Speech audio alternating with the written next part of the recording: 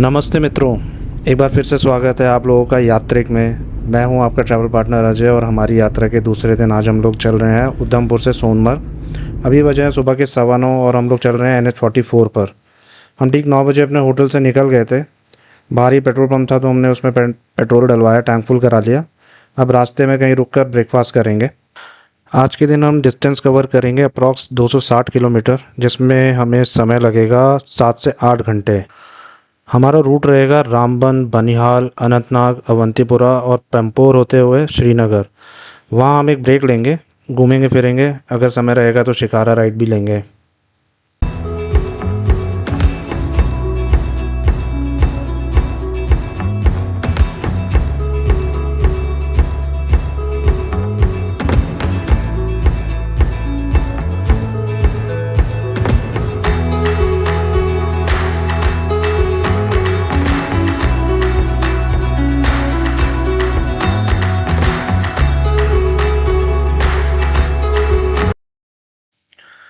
हम लोग आ गए हैं डॉक्टर श्यामा प्रसाद मुखर्जी टनल में। एज ऑफ नाउ ये इंडिया की लॉन्गेस्ट टनल है, प्रिसाइजली 9.28 किलोमीटर्स। ये ट्विन ट्यूब टनल है। आने और जाने के लिए मतलब दो अलग अलग इसकी टनल्स बनी होंगी। पहले कश्मीर जाने के लिए पटनी टॉप होते हुए जाना पड़ता था, इसलिए आपका कम से कम 3 घंटे यहाँ से बच जाएंगे। और ये 30 किलोमीटर की प्रॉपर हिल ड्राइव होती, तो ठीक ठाक समय बच जाता है। तो 30 किलोमीटर आपके कट हो गए प्लस 3 घंटे। सोचिए कितना समय और फ्यूल बचता है। जिन्हें पटनी टॉप घूमने जाना है वो टनल से कुछ 1-1.5 किलोमीटर पहले राइट टर्न है, जो पहले जो रास्ता होता था आने के लिए, तो आप वहाँ से जा सकते हो। पटनी टॉप भी एक हिल स्टेशन है। जम्मू से भी काफ़ी लोग आते हैं क्योंकि जम्मू से सबसे नज़दीक पड़ता है वो।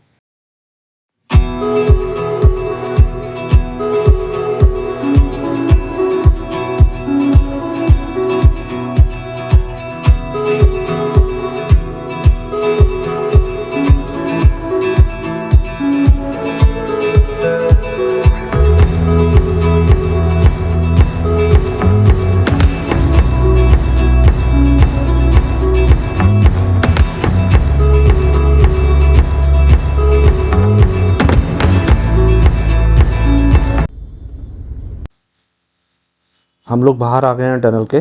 इसे क्रॉस करने में हमें समय लगा है 15 मिनट का और अभी समय हो रहा है 9:45। अब थोड़ा थोड़ा भूख भी लग रही है, आगे खाने का कुछ देखते हैं कि क्या है। रोड की कंडीशन बहुत अच्छी है। आपको प्रॉपर 4 लेन का हाईवे मिलेगा, आने का अलग जाने का अलग। साइड में देख के ऐसा लग रहा है पता नहीं इसको और चौड़ा करेंगे या रिटेंशन वॉल का काम होगा। यहाँ पे RCC रोड है, नया ही बना हुआ है वैसे तो। सामने की तरफ कुछ होटल्स दिख रहे हैं। हम सोच रहे हैं यहीं पर कुछ खा लेते हैं। अभी सुबह से कुछ खाया नहीं है, सीधा निकल गए थे होटल से। मैंने यहाँ पर लिया है राजमा चावल और निशा जी ने लिया है पराठे की एक मतलब प्लेट है वो, उसमें साथ में शायद कुछ चटनी और प्याज रायता वगैरह कुछ देते हैं।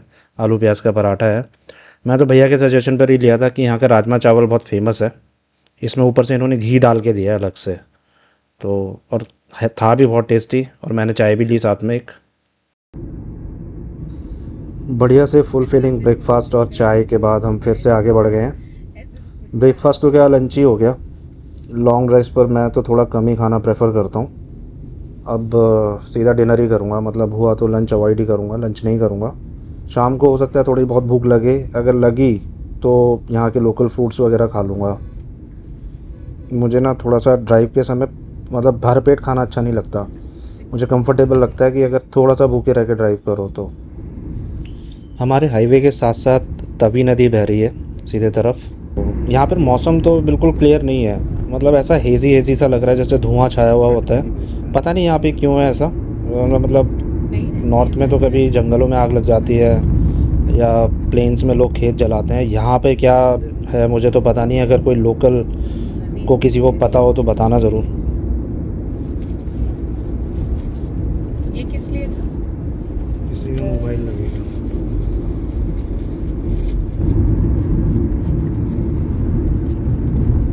जोड़ो इसको, पन्नी से निकाल दो, उसके ऊपर प्लास्टिक में डाल देना, छोटी वाला प्लास्टिक।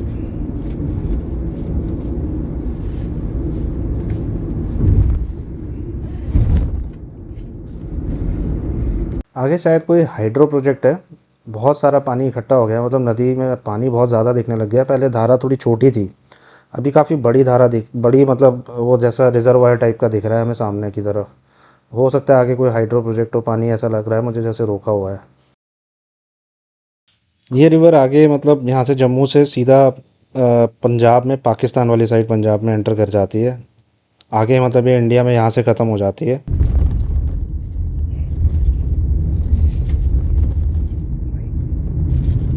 तुम लोगे? ये सीधे हाथ की तरफ जो रोड आपको दिखा, ये बानियाल की तरफ निकल जाता है, सिटी की तरफ। हम बानियाल को बाईपास करते हुए आगे हाईवे पर ही चल रहे हैं।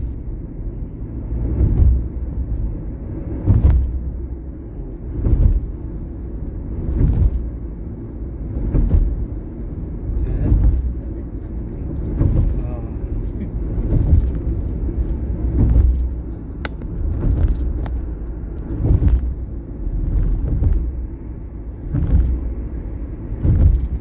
ये कुछ वैली जैसा लग रहा है अभी जिसमें हम ड्राइव कर रहे हैं। हमारे सीधे हाथ की तरफ बानिहाल सिटी है जो यहाँ से दिख रही है, वहाँ पर ही बानिहाल का रेलवे स्टेशन भी है। तावी रिवर आ गई है राइट से लेफ़्ट साइड, और मौसम अभी भी हेज़ी है।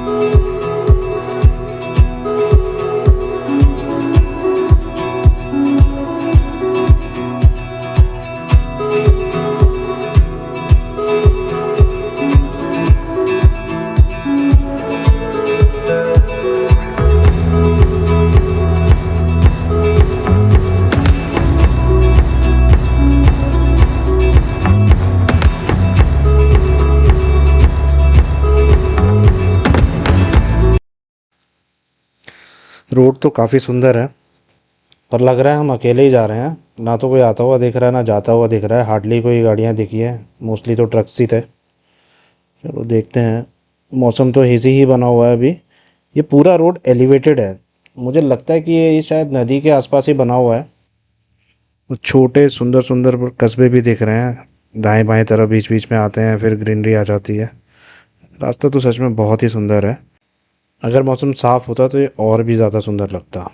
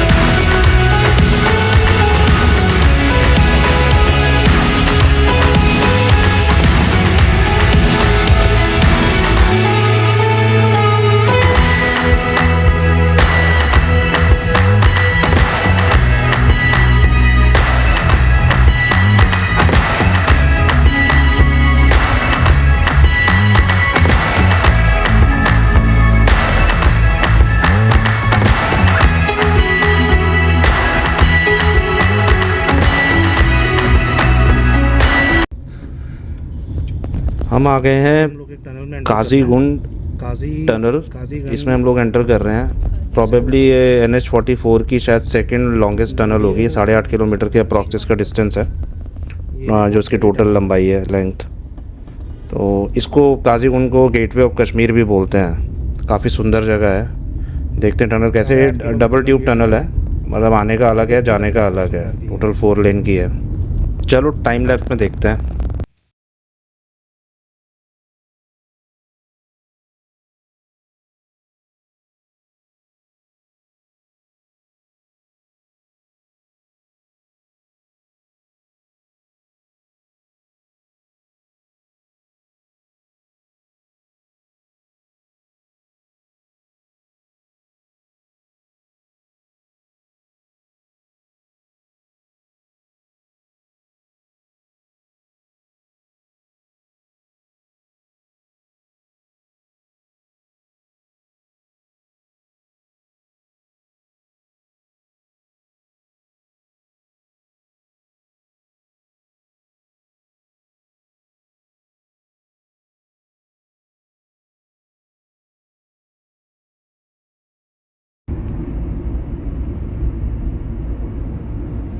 टनल क्रॉस करने के बाद पूरा टेरेन ही चेंज हो गया है।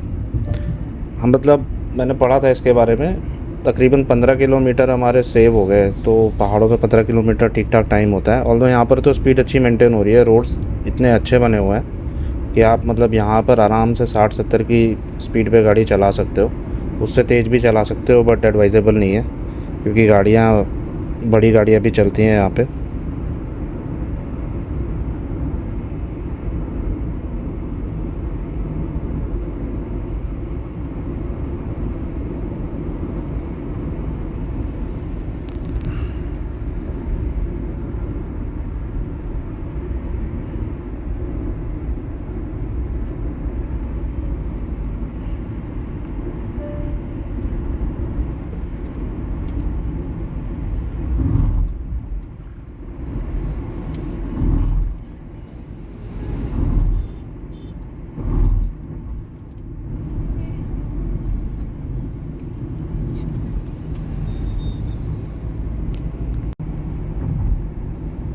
अगर आपको जाना है अनंतनाग या पहलगाम तो आप यहाँ से राइट लेकर जा सकते हैं। ये यहाँ पे कट दिया हुआ है इन लोगों ने।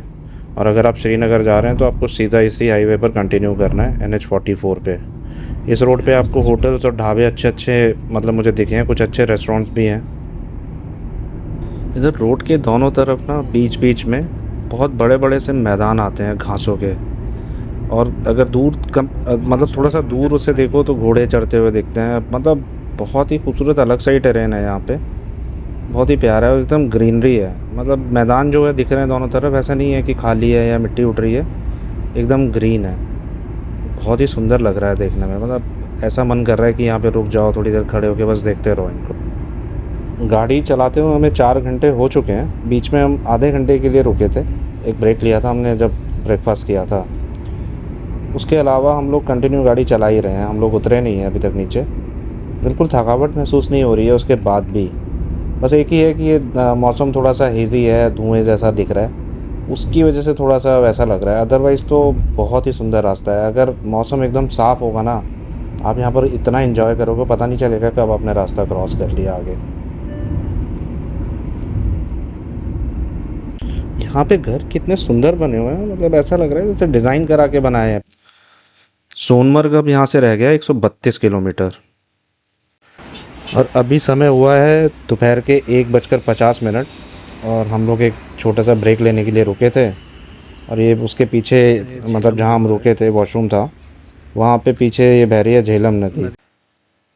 यहाँ पे ना कुछ सफ़ेद सफ़ेद रुई के जैसा उड़ रहा है हवा में।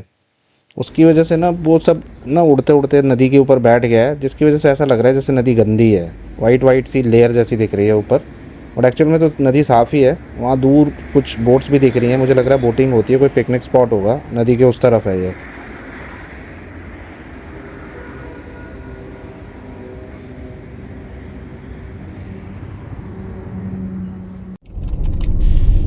दोपहर के बजे हैं 2:30 और हम लोग पहुँच गए हैं डल झील। कहीं पार्किंग की जगह देखते हैं, गाड़ी खड़ी करते हैं और चलते हैं शिकारा राइड पे।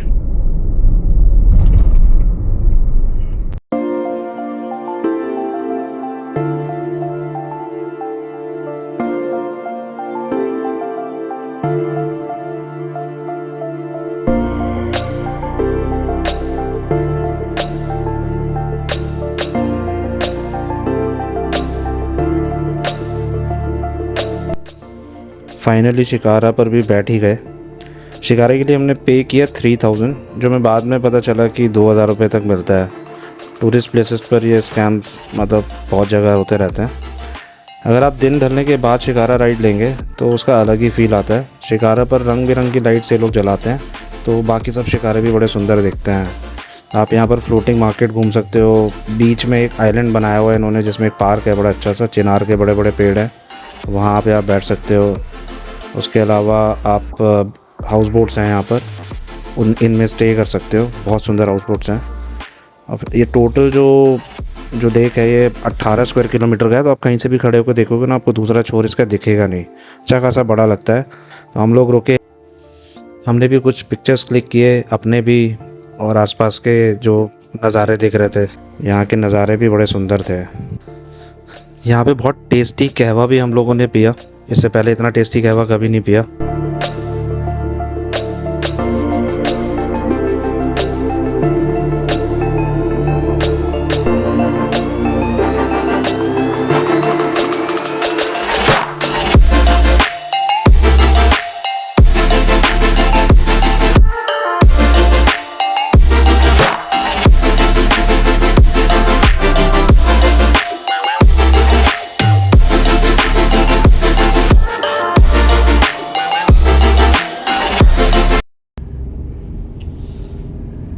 हम लोग श्रीनगर से सोनमर्ग के लिए निकल गए हैं। तकरीबन 2.5 घंटे हम लोगों ने यहाँ पर स्पेंड किए। ऐसा कुछ खास घूमे नहीं हम लोग, केवल शिकारा राइड ही किया, उसी में 2 घंटे हमारे निकल गए। यहाँ से सोनमर्ग यहाँ से तकरीबन 50 किलोमीटर है, और हम अंधेरा होने से पहले वहाँ पहुँचने का प्लान कर रहे हैं। कश्मीर घूमने के लिए ना आपको अलग से 1 हफ़्ता लग जाएगा बड़े आराम से। यहाँ पर आसपास काफ़ी सारी जगह है जहाँ पर आप घूम सकते हो, लेकिन अभी हमारा जो डेस्टिनेशन है वो लद्दाख है, तो ये हमारा सिर्फ ट्रांजिट रूट था। इसलिए हम लोग ने यहाँ पे कहा कि यहाँ से निकल रहे हैं तो चलो शिकारा घूम लेते हैं। दोबारा कभी आएंगे तो कश्मीर घूमेंगे। फ़िलहाल तो अभी हमारा जो प्लान है वो ले जाने का है। हमने प्लान भी ऐसे ही किया था कि पहले 2 दिन हम ट्राई करेंगे, जितना ज़्यादा ड्राइव हो सके कर लेंगे, और जितना हो सकेगा उतना पास पहुँच जाएंगे ले के, ताकि आगे के दिन हमें एक्सर्शन ना करना पड़े, आराम से ड्राइव करके पहुँच जाए। आगे रास्ते भी थोड़े से एक्सट्रीम हो जाएंगे, और हम लोग चाहते हैं कि आराम से ड्राइव करते हुए, नज़ारों को देखते हुए, जगह घूमते हुए चलते रहें। तो इसीलिए हमारा प्लान भी यही था कि हम चाहते तो श्रीनगर भी रुक जाते, हमने सोनमर्ग रखा इसलिए था। सोनमर्ग है भी सुंदर। इसके अलावा एक चीज़ और थी, जो भी प्लान कर रहे हैं कश्मीर साइड से जाने का, वो भी उनके लिए भी ये बहुत इम्पॉर्टेंट है कि जो जोजिला पास वाला जो रास्ता है, यूजुअली तो वो आर्मी का ट्रांजिट रूट है, तो प्रेफरेंस तो उन्हीं के ट्रक्स को मिलती है, उनके कॉन्वॉयज़ निकलते हैं। हमने ऐसा पता किया था, जो हमें बताया था कुछ होटल वालों ने भी और लोकल्स ने भी, कि वो लोग अल्टरनेटिव डेज़ पर वहाँ पर कॉन्वॉयज़ को पास कराते हैं। मतलब एक दिन कॉन्वॉय आते हैं और फिर एक दिन यहाँ से टूरिस्ट को अलाउड करते हैं। कॉन्वॉय तो रोज़ ही आते हैं, ये मैंने देखा।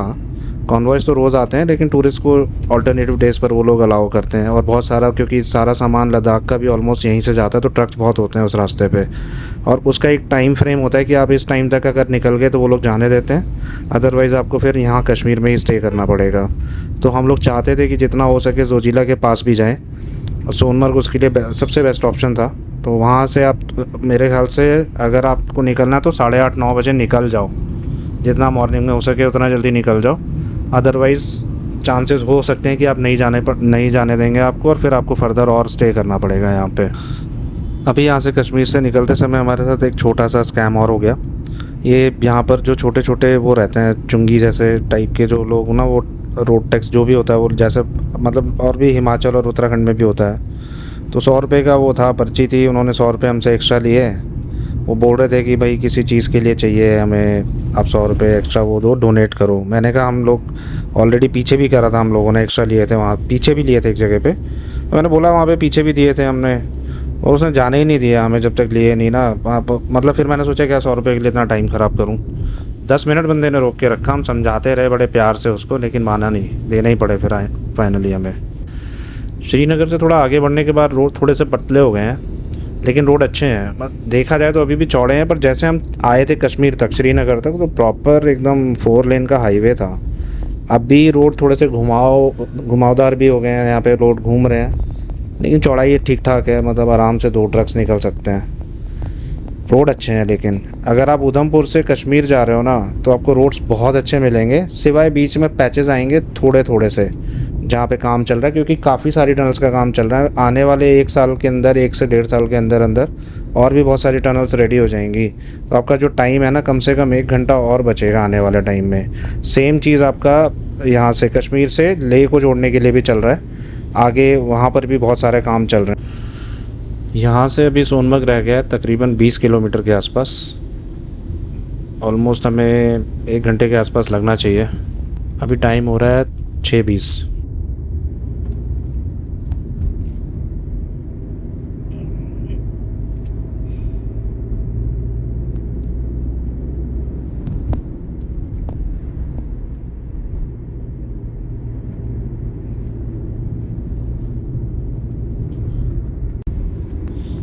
और हम लोग पहुंच गए हैं सोनमर्ग टनल। ये 6.5 किलोमीटर लंबी टनल है। ऑल वेदर ये एक्सेस देती है आगे सोनमर्ग के लिए। मतलब जहाँ से स्टार्ट होती है, अभी जहाँ पर हम हैं इसको गगनगीर बोलते हैं, और ये सोनमर्ग को कनेक्ट करती है। तकरीबन 8,650 फीट पर ये बनी हुई है। अब इसमें ट्रैवल टाइम हमारा टोटल 15 मिनट लगता है। पहले जो ये ड्राइव होता था, ये जिगजैग ड्राइव होता था, और विंटर्स में ना बंद भी हो जाता था। और विंटर्स के टाइम पर आप जा नहीं सकते थे, बर्फ़ गिर जाती थी। तो टनल बना के अब इसको ऑल वेदर रोड बना दिया गया है। मतलब आप पूरा थ्रू आउट द ईयर अब सोनमर्ग जा सकते हो, दिसंबर जनवरी में भी, और लोग जाते भी हैं। जिनको स्नोफॉल देखना है, स्नो में खेलना है, तो वैसे लोग आते हैं। टनल क्रॉस कर हम लोग आ गए हैं एक वैली जैसे उसमें। यही वैली समझ लीजिए, सोनमर्ग भी इसी वैली में ही है बसा हुआ। अब हमें वापस ऊपर नहीं चढ़ना होगा तो थोड़ा बहुत चढ़ना पड़ेगा। ये हमारे साथ में जो सीधे हाथ में आपको नदी दिख रही है, ये सिंध रिवर है, जो आपकी ट्रिब्यूटरी है इसकी झेलम की है। आगे जाके झेलम में ही मिल जाती है। और ये मचोई करके ग्लेशियर है जोजिला के पास ही, ये वहाँ से ही निकलती है। बहुत ज़्यादा लंबी नदी नहीं है, टोटल 108 किलोमीटर की इसकी लेंथ है। इसी को क्रॉस करके उस तरफ सोनमर्ग पूरा वो बसा हुआ है। हम हमें वहीं जाना है। है नहीं नदी ठंडे पानी भाई। में तुम नहाता देखो, नहीं। ये पता है यहाँ पे ना ऐसा खड्डा सा अंदर बना हुआ है। ऐसे किसी ने पत्थर लगा के ऐसा लग रहा है जैसे पहाड़ को रोका हुआ है। बहुत सारे एक के ऊपर एक पत्थर लगाया हुआ है।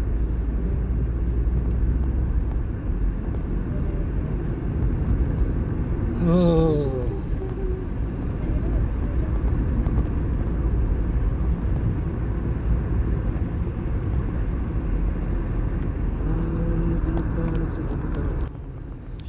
ये जो राइट साइड में आपको सामने नज़र आ रहा है, ये पूरा सोनमर्ग है। मोस्टली तो यहाँ पर होटल्स वगैरह हैं, बाकी सिटी है, एक छोटा सा गांव जैसा भी है। ये कस्बा है, मतलब गांव तो नहीं बोलेंगे, दुकानें वगैरह। लेफ़्ट और राइट साइड में लोग घूमने जाते हैं। वहीं राइट साइड में पीछे की तरफ एक ग्लेशियर है, जहाँ पर ये लोग आपको घोड़े से लेकर जाते हैं। और यही सीधा रास्ता आपका लेह के लिए भी निकल जाता है। जब हम मॉर्निंग में निकलेंगे तो वापस आके यहीं से आगे लेह के लिए निकल जाएंगे। और यही रीज़न था कि मैं यहाँ तक आया था, क्योंकि मैं नहीं चाहता था कि श्रीनगर जाके मैं फिर वहाँ से चलूँ। वहाँ से मुझे बहुत अर्ली मॉर्निंग निकलना पड़ता, और अगर ये रोक देते तो फिर मुझे एक और रात यहाँ पे सोनमर्ग में गुजारनी पड़ती फिर दोबारा से। तो हमारा दिन भी ख़राब होता फालतू में। तो बेटर था मैं यहीं पर ही आ गया, थोड़ा सा स्ट्रेच करके, और कर सकते थे। इतनी थकावट थी भी नहीं हमें, रास्ता बहुत अच्छा था तो इतनी दिक्कत हुई नहीं। ऐसे ही करता है।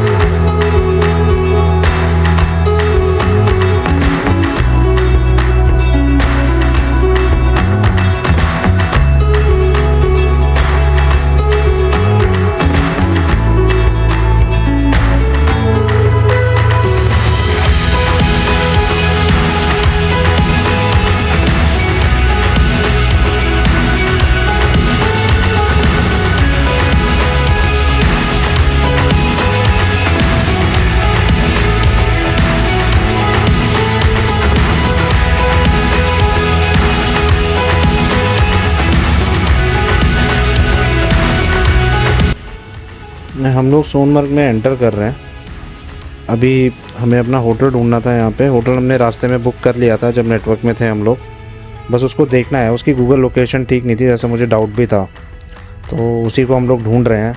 मैं आपको बताता हूँ, मैंने यहाँ पर देखा, मुझे थोड़ा सा डिसअपॉइंटमेंट हुआ कि इतनी खूबसूरत जगह है लेकिन साफ़ सफाई नहीं थी यहाँ पे।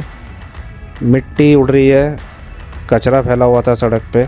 उसके अलावा मैंने एक नाला देखा, ऑल्दो एसटीपी प्लांट यहाँ पर था, लेकिन वो मुझे लगता नहीं है कि उतने उस हिसाब से काम कर रहा था, क्योंकि जो नाला बह रहा था जो सीधा सिंध नदी में जाके मिल रहा था, वो थोड़ा सा गंदा था, साफ़ नहीं था।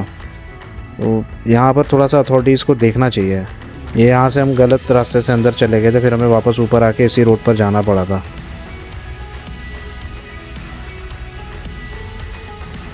एक्चुअली हमारे होटल का नाम पहले कुछ और, बाद में उसे किसी और ने ख़रीद लिया, ओनरशिप चेंज हुई तो उन्होंने नाम शायद चेंज अभी तक किया नहीं था। होटल के बाहर भी नाम वो नहीं लिखा हुआ था। हम उस होटल के सामने से 2 बार निकल गए, हमने ध्यान नहीं दिया। फिर वो हम लोगों ने वहाँ पे जब पूछा तो कुछ लोगों ने बताया कि यही होटल है। फिर उन्होंने सोचा कि जाके एक बार रिसेप्शन पर पूछ ही लेते हैं, वरना घूमते रहेंगे। रात में फ़ोन डिस्चार्ज हो गया था, हम ठीक से चार्ज कर नहीं पाए। मैंने नेक्स्ट डे मॉर्निंग में हमारे होटल के रूम के पर्दे से थोड़ा सा वीडियो लेने का ट्राई किया था। इन्होंने मॉस्किटो यहाँ पर एक जाली लगा रखी थी, तो ठीक से पिक्चर साफ आया नहीं, पर व्यू बहुत अच्छा था मॉर्निंग का, बहुत ही सुंदर दिख रहा था बाहर की तरफ।